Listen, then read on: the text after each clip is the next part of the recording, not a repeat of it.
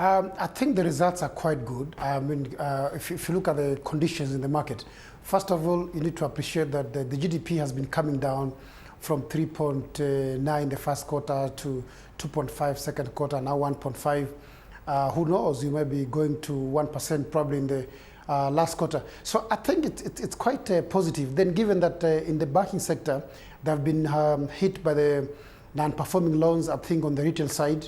Also given that the interest rates have been a bit lower compared to last year, and then most of the banks have been lending so much on the government security. I think reasonably it's not a bad result at the end of the day. What would you say to people that are holding banking stocks at the moment? Do you think they should tread with caution?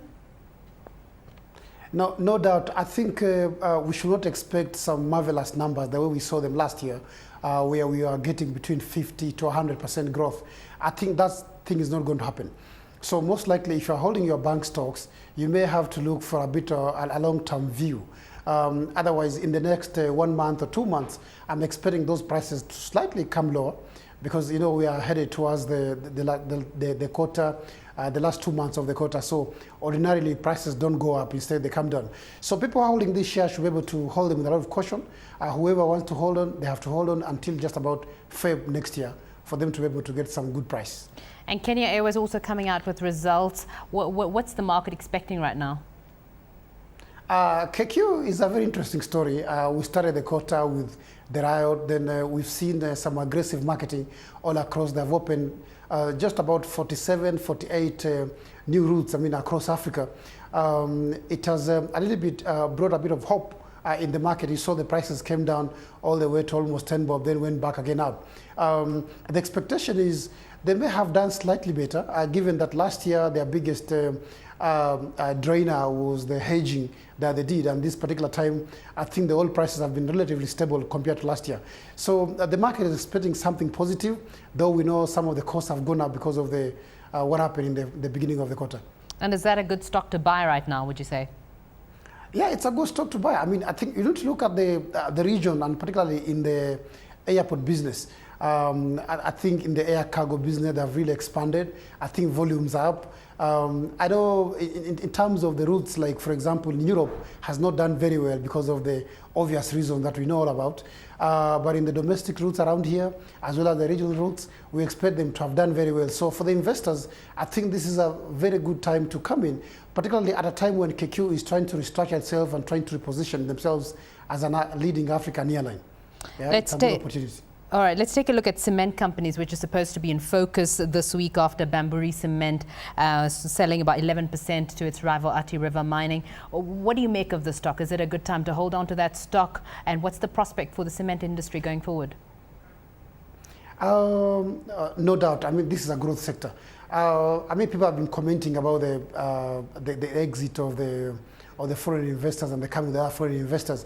I think if you look at the market for the last 10 months, you realize that the market has done just about 28 billion Kenya shillings, and about 60 to 70% of that has been foreign investors. So no doubt, that's part of the thing that do happen there.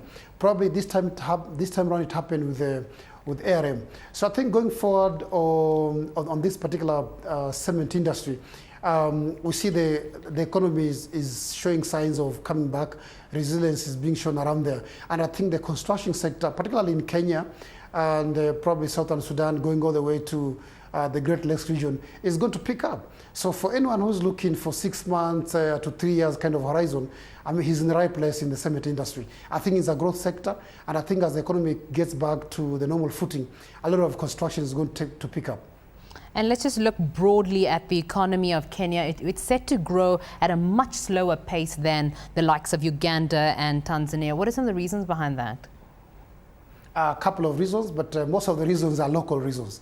This is Kenya after all. There are so many reasons, but the one and the most fundamental one has to do with the domestic macroeconomic environment. And you're starting with the inflation. I think it has been very, very high. It could be lower than last year, but it's still very high. 70% is still very, very high.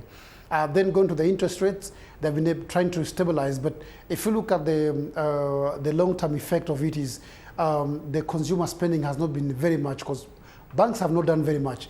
The energy costs have been very, very high. For for the 10 months of this year. I know now the power rationing is a little bit slowing down, but has been a big factor. The energy sector has been a major factor. So I think a lot of these reasons have made the economy not doing very well. And in this last quarter, we don't expect much to happen other than the consumer spending going up.